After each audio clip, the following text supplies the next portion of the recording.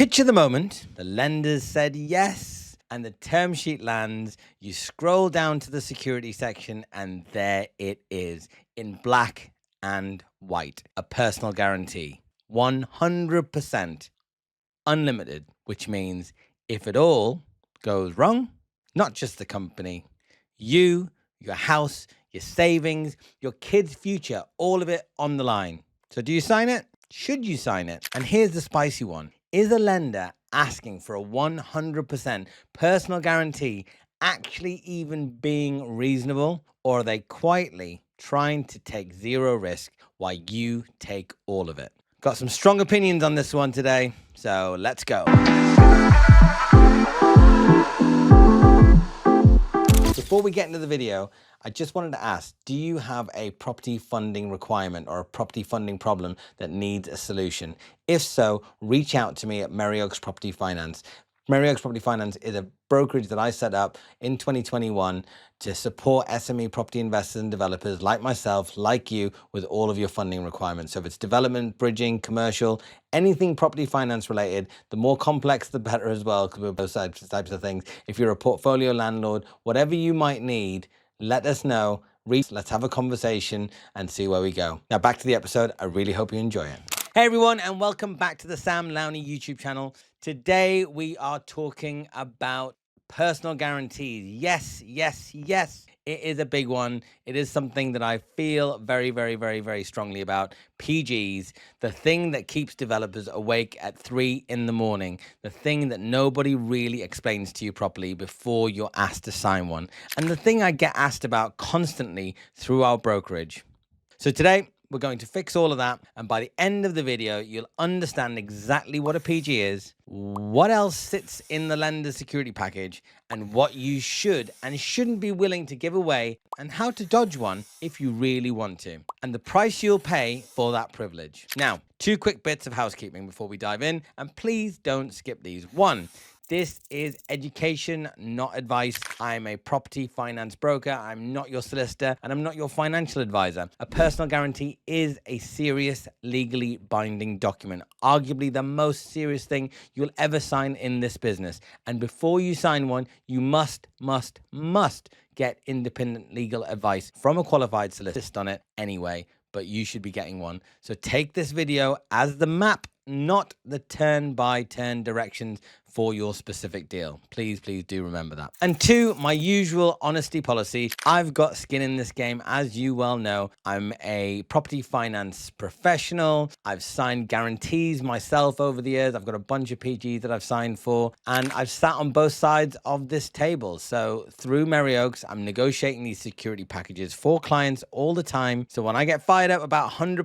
PGs later, and I will, you know exactly where I'm coming from. I've signed these things. I've got a bunch of them signed. It's part of the risk of doing business. Right, with all that said, let's get into it. What a personal guarantee actually is. Let's start at the very beginning, because a lot of people nod along to personal guarantee without really clocking what it actually means. When you do a property deal, you almost always do it through a limited company, a special purpose vehicle, an SPV. And the entire point of it limited company is right there in the name. It's got the limited liability. It's apparently one of the most amazing inventions that's ever been made. And if it all goes wrong, in theory, you lose what's in your company. But your personal stuff, your home, your saving, all of that is protected behind that corporate wall. All of it's ring fenced. A personal guarantee punches a hole straight through that wall, and you're at risk. When you sign a PG, you, the human being, the director, are personally promising the lender, if my company can't repay this debt, I personally will. So if the deal goes south and the company can't cover the shortfall, the lender will come after you, your personal assets. That's the whole mechanism. They're coming after you. You are voluntarily stepping out from behind that wall and saying, I'll stand behind this debt with my own name. And that's not a small thing. As one industry write-up put it bluntly, these are not mere formalities, and the recent rise in receivership activity across the UK proves these instruments carry very real consequences.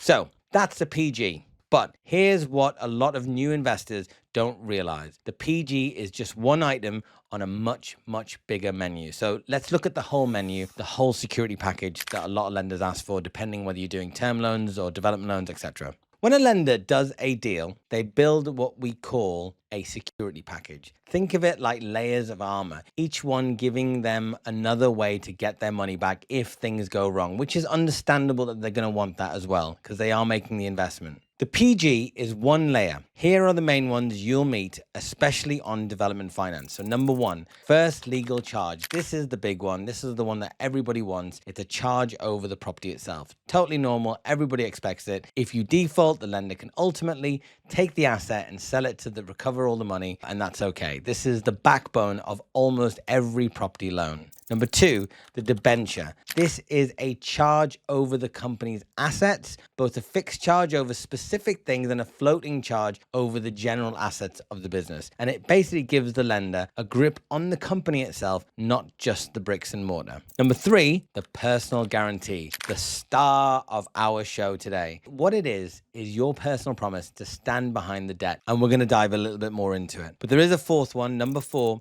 and this one's specific to development. And that's the cost overrun guarantee, sometimes called a cost to complete guarantee. Building things almost always costs more than planned. So the lender wants comfort that if costs do overrun, they do run over, you'll fund the gap, not them. And that, again, to me, is reasonable. You're personally guaranteeing the project gets finished. And number five, interest or shortfall guarantees, where you personally cover the interest. Sales are slow. Now, here's the one I actually like and want you to know about, because it's the fair version of a guarantee. It's called a bad boy guarantee. A bad boy guarantee is brilliant because it only bites you if you behave badly. It triggers on things like fraud, misrepresentation, an authorized sale of the asset, a serious planning breach, deliberate bad acts. It does not trigger just because the market turned or because rates went up or because an honest, competent operator is in practice never going to get caught out by it. And we rarely even talk about that one, to be fair. And that, to me, is a guarantee that's actually doing its real job. So don't worry about that sort of thing, because it's keeping people honest. And if you're doing this with no intention of being honest, then honestly, not cool. So why do lenders want a personal guarantee at all? And it's a fair question, because there are genuinely good reasons. The honest answer is that is the be-all and end-all for most lenders. It's a symbolic thing. A PG makes sure you've got real skin in the game. It makes sure that when things get hard, and it gets hard. In development, it just gets really, really hard sometimes. Things always get hard at some point. You don't just shrug it all off, hand back the keys, and walk away whistling into the sunset, leaving the lender holding the baby. It's a term that I hear time and time again. It keeps you in the fight. Psychologically, a lender knows that the borrower with their own house on the line is a borrower who will move heaven and earth to make the project work. And you know what? To me, that's reasonable. They're putting in 7, 8-figure sums in some cases, and they need to know that they've got you, well, you're motivated to pay them back. I have no problem with that. A sensible capped personal guarantee is a perfectly fair ask. But here's where I get on my soapbox. A 100% or unlimited personal guarantee, that to me is crazy. Here's my logic. Lending is supposed to be a partnership. The lender puts up the money, the borrower puts up the equity, expertise, and effort, and both parties carry some risk because both parties are going to share in the success. They want risk and reward. That's how the world works. Risk and reward are joined at the hip. You cannot have one without the other. That's supposedly what people say, right? So when a lender asks you to personally guarantee 100% of the facility, what they're effectively saying is, we want to lend you the money, we want the interest, we want the fees, we want the returns, but we want to take zero risk. And if anything goes wrong, that's entirely your problem, not even slightly ours. And I'm sorry, but that's not lending. That's not partnership. That's just using your balance sheet as a free safety net while they collect a return. And if a lender genuinely believes in the deal, they should be willing to carry some of the downsides themselves through the asset, through a sensible loan to value, through their own credit work. The moment they try to offload every ounce of risk into and onto you personally, they've stopped being a partner and they've started being a passenger. So that's my big take, and I'll stand by it. Reasonable, capped guarantees, fine, all day long, part of the game. I get it. I've signed it, I've done it. But unlimited or 100%, you against the world, 100% guarantees, I'd think very, very hard before signing one of those. And I'd push back hard first. Now, I'd really like always a bit of interaction here. So tell me in the comments, what's the most aggressive personal guarantee a lender has ever slid across your table at you? And I want to hear the stories. So what should you be willing to give? Okay, so I've had my rant. Let's be constructive, because the answer isn't never sign anything. Again, I've done it myself, because that's just being naive. And we'll get to why. And the answer is give a reasonable proportionate amount of security and know where the lines are. So here's roughly real world. On development finance, you'll commonly see personal guarantees capped, often somewhere in the region of 20 to 30% of the loan facility, frequently structured to cover things like interest and contingency rather than the whole loan. The idea being that the property itself is primarily the security. That's what they are hanging their hat on. And your PG is just a top layer that covers the bit should the asset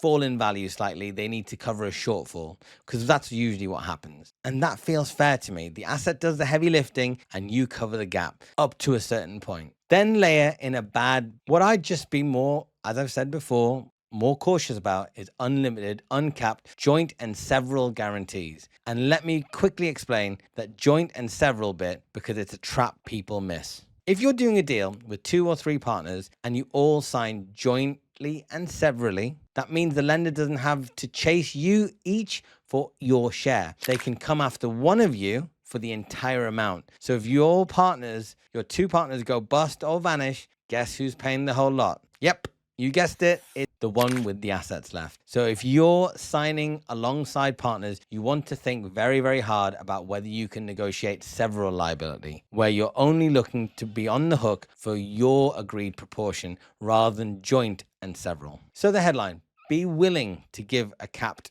proportionate PG and a bad boy guarantee, because you're not going to be messing up anyway, but be very reluctant to give unlimited joint and several guarantees. That's just something that you have to take into consideration. And of course, like I always say, there's exceptions to every rule. Am I saying never sign any of this stuff? No, I'm not actually saying that either. And that's the tough part, the bit that you've got to understand in between the lines. Now, some people don't like signing PGs at all. And is there a way to dodge it? Yes, in short. You might be asking me, Sam, can I just refuse? Can I get a deal with no personal guarantees at all? And we have arranged those, and we do get asked for it more and more often. But this is the bit I really want you to internalize. When you eliminate the PG, the risk doesn't disappear. It just moves, and you pay for it somewhere else. So that's the consideration here. Think about it from the lender's seat. If you won't personally stand behind the debt, the lender is now carrying more and more risk. And the lenders don't carry extra risk for free. It just doesn't work like that. So they're going to want that risk compensated in one of 2 ways, and usually both. So one is a lower loan to value. So instead of say lending you 70% LTGDV or 75% LTV of the deal, they'll lend you 60% LTGDV or 55% LTV, which means you put more cash in the deal, more equity, more of your money sitting under their loan as a cushion. So you've removed the personal guarantee, but you've replaced it with a fat wad of your own equity, taking the first loss position. The risk just moved from your guarantee to your deposit. And that has an opportunity cost. So you have to factor all of this in. 2, higher pricing, a higher interest rate, higher fees. They charge you more to compensate for the comfort they've given up on. So you'll pay more every single month for the privilege of not signing that PG. And honestly, that to me is fair. That's exactly how it should work. That's the system functioning correctly. Risk being priced and shared. So this becomes a genuine commercial decision for you to make. Do you want to hold on to your personal security and accept a higher loan and cheaper money? Or do you want to protect your personal position and accept a lower loan and price your money? That's what a good broker should be able to do, is to give you the choices. And there's no universally right answer here. It depends on your risk appetite. It depends on your cash position and the specific deal. Maybe you're confident to give 100% PG because you want the lower pricing, and that works for you. And that's really powerful. And that's okay to say yes to. I don't think it's okay for the lenders to ask for it, but if you accept it because that's the best deal on the table and it's at the pricing that you want and the leverage that you want, you haven't got a choice but to accept it, really. just got to know that if you wanted it any other way, there is always a cost in some way, shape, or form. So you go in with your eyes open, you're not avoiding the cost, you're choosing which form to pay it in. So if you do sign one, protect yourself.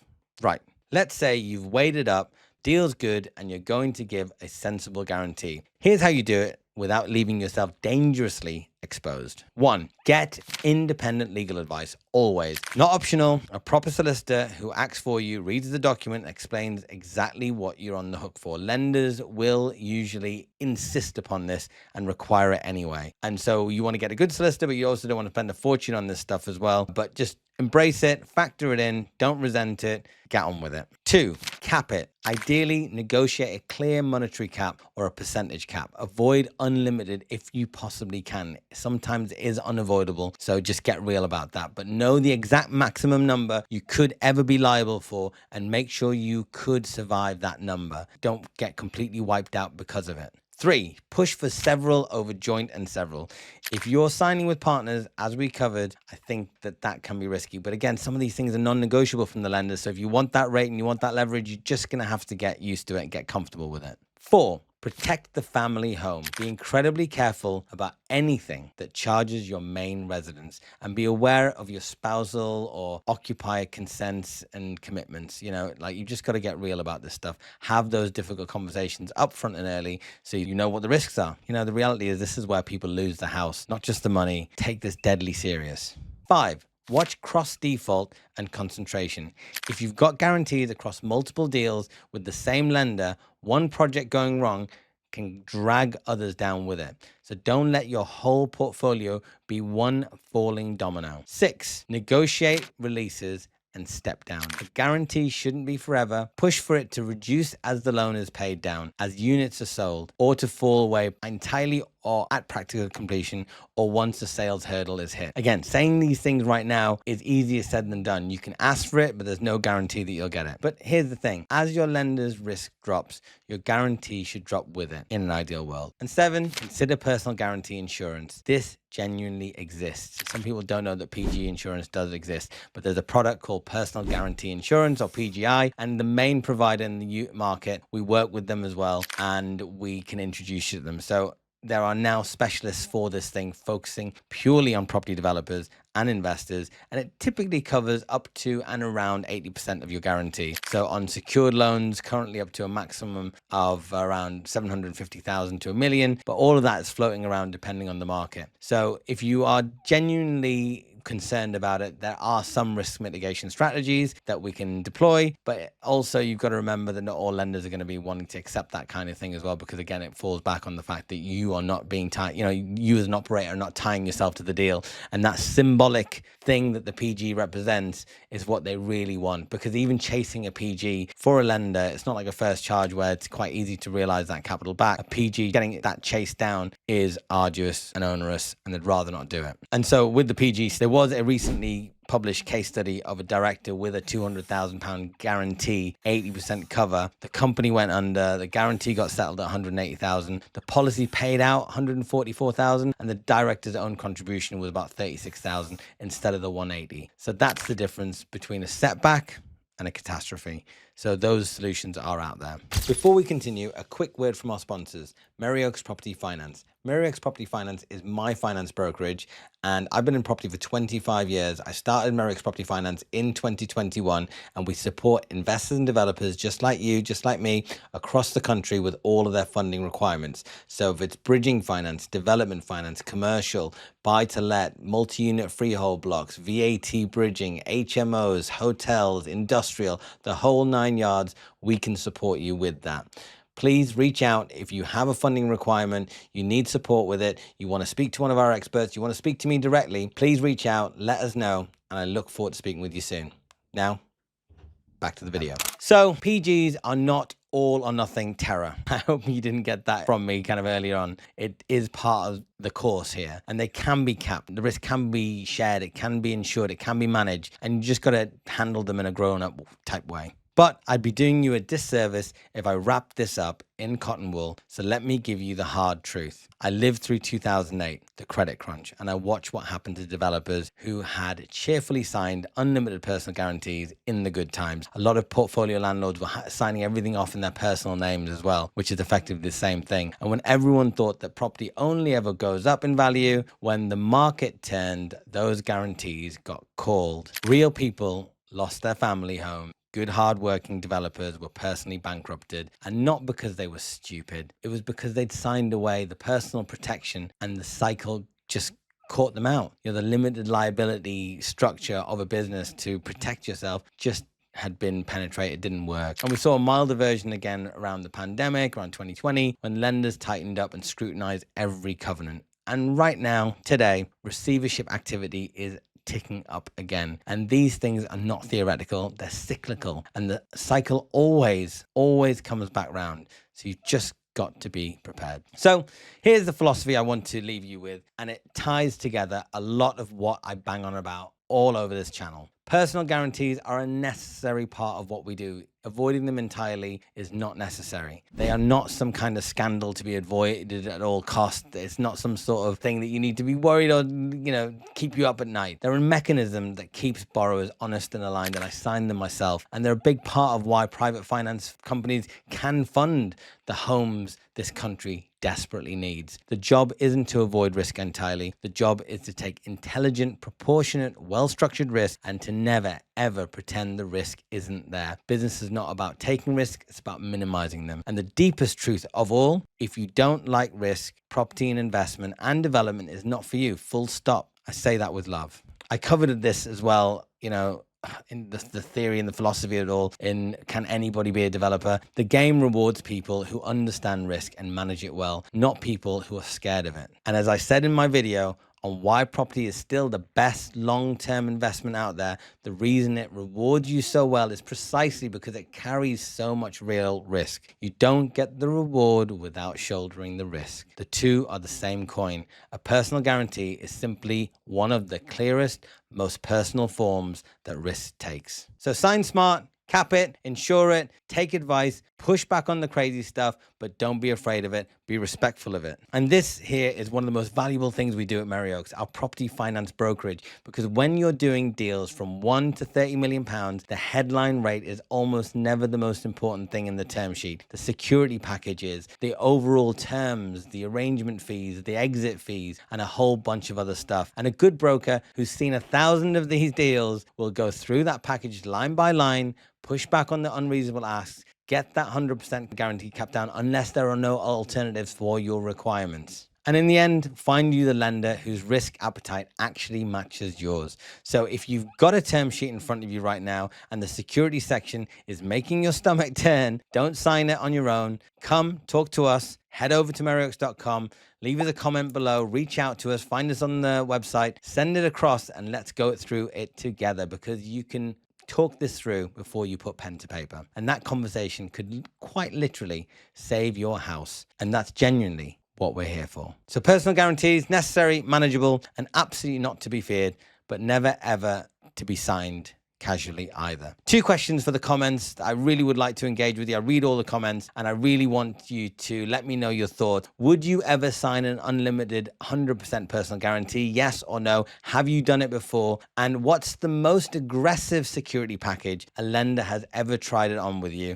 Tell me in the stories. Let me know. Let's all learn from each other down there, and make sure you're subscribed, because next time I want to actually take you on a development finance term sheet and break it down line by line, the rates, the fees, the security, all of it, and show you exactly where the room to negotiate is hiding. And that's one that's going to be useful, properly useful, and you don't want to miss it. So I'll see you on the next one.